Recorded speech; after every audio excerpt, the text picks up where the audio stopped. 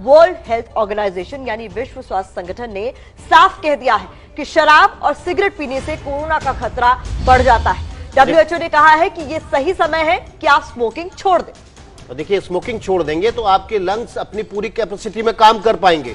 Smoking करने से आपके लंग्स पर सीधा असर पड़ता है, जिसकी वजह से आपका श्वसन तंत्र में गड़बड़ी आ सकती है। और ये जो कोरोना वायरस का इंपैक्ट है वो सबसे ज्यादा फेफड़ों पर असर डालता है, जिसकी वजह से बलगम बनता है और आपके सांस लेने की क्षमता कम होती चली जाती है। और यही वजह है कि WHO ने चेतावनी जारी की है कि खान पान का ख्याल रखें, सिगरेट और शराब का सेवन बिल्कुल ना करें। ये बात गांठ बांध लीजिए कि ना तो आपको शराब को हाथ लगाना है ना सिगरेट को हाथ लगाना है। वो इसीलिए क्योंकि इस वक्त आपको अपनी सेल्फ इम्यूनिटी, शरीर के प्रतिरोधक क्षमता का ख्याल रखना है। जब तक आप सिगरेट पिएंगे, शराब पिएंगे, किसी भी हाल में इम्यूनिटी दुरुस्त हो नहीं सकती। WHO ने साफ कह दिया है कि शराब और सिगरेट पीने वालों को कोरोना के संक्रमण का खतरा ज्यादा है, डबल हो जाता है।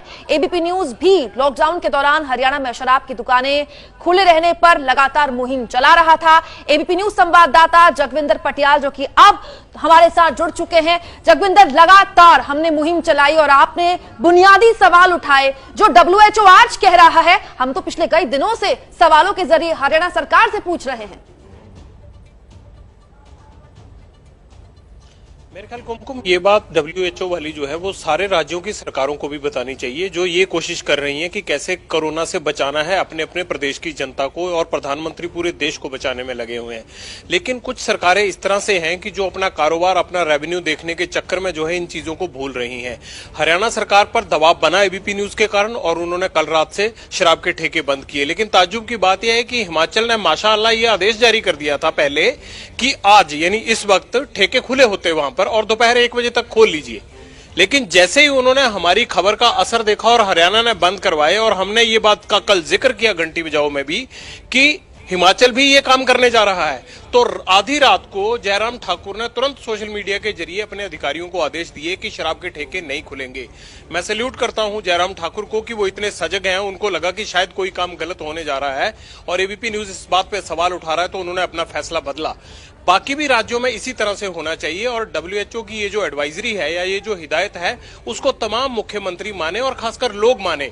अगर ठेके खुले भी हैं तो वहां पर ना जाएं। उससे दो तरह का खतरा है, एक तो शराब और स्मोकिंग से WHO कह ही रहा है कि ये खतरा बढ़ जाता है। दूसरी बात है, जब आप वहां पर जा रहे हैं तो दूसरा शख्स जो आपके सामने और शराब लेने पहुंचा है या जो शराब बेच रहा है उससे आपको या आपसे उसको संक्रमण हो सकता है। इन तमाम चीजों का ख्याल रखना चाहिए क्योंकि पंजाब में एक शख्स से 18 लोग नवांशहर जिले में इस बीमारी से पीड़ित हो गए और उनका इलाज चल रहा है। एनआरआईज को लेकर पंजाब सरकार बहुत संजीदा है। पंजाब में शराब पीने के बहुत शौकीन लोग हैं, लेकिन वहां भी ठेके बंद है, चंडीगढ़ में भी बंद है, तो बाकी राज्यों को भी बंद ही रखने चाहिए, वरना हम एबीपी न्यूज पर उसकी भी मुहिम चला देंगे। जगविंदर जी, यहाँ बहाना क्या था? मैं तो ये जानना चाहती हूँ। आप कह रहे हैं पंजाब में बहुत लोग शौकीन है, लेकिन मैं ये जानना चाहती हूँ सरकार के पास बहाना क्या था? WHO ने कहा आपको तो पता है जरूरत के सामान नहीं है ये, तो क्यों बिक रहे थे ये? देखिए, हंसी आती है, अगर मैं बताऊंगा दर्शक भी हंसेंगे। मतलब कल मुझे डिप्टी सीएम हरियाणा दुष्यंत चौटाला कहते हैं कि देखिए जो शराब नहीं पिएंगे उनको मेडिकल इमरजेंसी बढ़ेगी, हमारा मेडिकल स्टाफ उनमें बिजी हो जाएगा। मतलब ये चीज बताते हुए भी मुझे हंसी आ रही है कि आपको कोरोना से पीड़ित पूरी दुनिया में मरीजों की परवाह नहीं है और वो चंद लोग, मान लीजिए अगर 2 करोड़ का प्रदेश है तो उसमें से 5000 लोग ज्यादा शराब पीने के शौकीन है या ठेकों पर जा रहे हैं, तो आपको उनकी चिंता हो गई। मतलब इस तरह की सोच पर सोचकर ही लगता है कि यार कैसे लोगों को हम वोट दे देते हैं। इस तरह की सोच नहीं होनी चाहिए। आज एक लार्जर पिक्चर देखनी चाहिए कि कितनी बड़ी बीमारी है, सब कुछ बंद हुआ पड़ा है, सारी कंपनियां, अर्थव्यवस्था पर इतना बड़ा असर पड़ रहा है और आप उन लोगों की वकालत करते हैं जो 5000 लोग शराब पीना चाहते हैं और उनके परिवार भी दुखी हैं इस बात से कि घर में दूध, दवा, दारू आ जाती है, दूध दवा नहीं आता है, सब्जी नहीं आती है, दवाई नहीं आती है, लेकिन पति शराब पी के आता है। लोग मुझे फोन कर रहे थे, यही बातें मैंने सब डिप्टी सीएम से की कि आप किस दुनिया में जी रहे हैं। सवाल यही है कि हमारी ड्यूटी नहीं है। छोड़िए इन लिकर माफिया को, छोड़िए इन 4 रेवेन्यू के जो आंकड़े होते हैं उनको ठीक करके आपको जो बहुत बड़ी वाहवाही मिलती है। अब देश मेडिकल इमरजेंसी के दौर से गुजर रहा है, इसमें इमरजेंसी की तरह ही बिहेव करना पड़ता है और ये बीमारी किसी को भी ना फैले। भाई लॉकडाउन तोड़कर नहीं आते शराबी, दवाई का बहाना बनाकर कि मैं दवाई लेने जा रहा हूं, पुलिस वालों को झूठ बोलकर ठेके पे पहुंच जाते हैं। खुद हमारे कैमरे पे एक शख्स ये बात बोल रहा था। तो सरकारों को इन सब चीजों से बचना चाहिए और ये रेवेन्यू के चक्कर में पड़े रहने से 31 तारीख आ रही है, स्टॉक खत्म हो जाए, ब्लैक मार्केटिंग के लिए इजाजत देना, इन सब पचड़ों से बच जाएं। आजकल दुनिया सब जानती है। सो अगर पॉलिटिकल सेटअप ठीक से बिहेव करे, जैसे प्रधानमंत्री लगातार बोल रहे हैं, तो मुझे ये लगता है कि इस तरह की फजीयत की स्थिति ना किसी जयराम ठाकुर सरकार के लिए आए और ना ही किसी मनोहर लाल खट्टर की सरकार के लिए आएगी। बहुत बहुत धन्यवाद आपका जगविंदर। आपने एक बड़े सामाजिक बदलाव की तरफ की रिपोर्ट की आपने, और इस रिपोर्ट के बाद ही हरियाणा में और हिमाचल में बड़े फैसले लेने पड़े और समझ में नहीं आया ये कि क्यों कर रही थी सरकारें। जब ये पहले से लागू हो गया था, धारा 144 लागू हो गई थी, कई जगह कर्फ्यू लगा दिए गए थे, तो ऐसी सूरत में लोग शराब खरीदने निकल भी नहीं सकते थे। और ऐसी सूरत में केवल रेवेन्यू के लिए फैसला ले लेना कि शराब की दुकानें खुलेंगी, बड़ा अजीब सा लगा। मैं चाहती हूँ कि जो एक विंडो हमने बनाई है, जो हम लगातार अभी दिखा रहे थे, एक बार फिर से हम दर्शकों को दिखाएं। ये मुहिम नमस्ते भारत से शुरू हुई थी। कल नमस्ते भारत में ये मुहिम शुरू हमने की। फरीदाबाद के ठेके दिखाए, हरियाणा के अलग अलग इलाकों के ठेके दिखाए।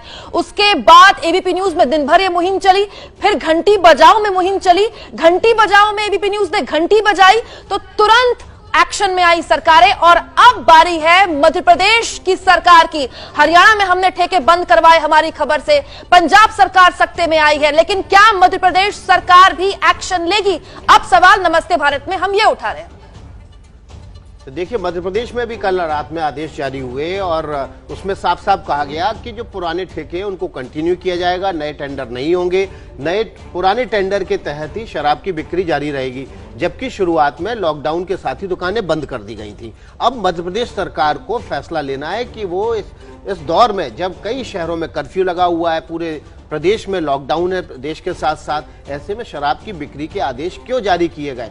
और ये बाकायदा एक्साइज कमिश्नर की तरफ से तमाम एक्साइज अधिकारियों को आदेश जारी किए गए हैं और मैसेज भी भेजे गए ग्रुप में कि आप दुकानें शराब की खुलवाएं। खट्टर सरकार को तो होश आ गया है, सवाल यह है कि मध्य प्रदेश की सरकार को होश कब आएगा।